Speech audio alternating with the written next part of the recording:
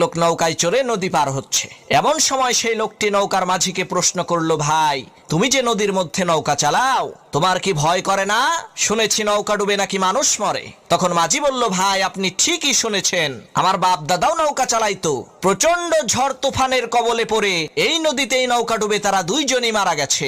তখন সেই লোকটি বলল, ভাই তুমি তো দারুণ বেহায়া, যেই কাজ করতে যেয়ে তোমার বাপ দাদা দুইজনই মরে গেল, সেই ব্যবসা তুমি এখনো ছাড়তে পারো নাই। তখন মাঝি সেই লোকটিকে বলল, ভাই আপনার বাপ দাদা কি বেঁচে আছে নাকি?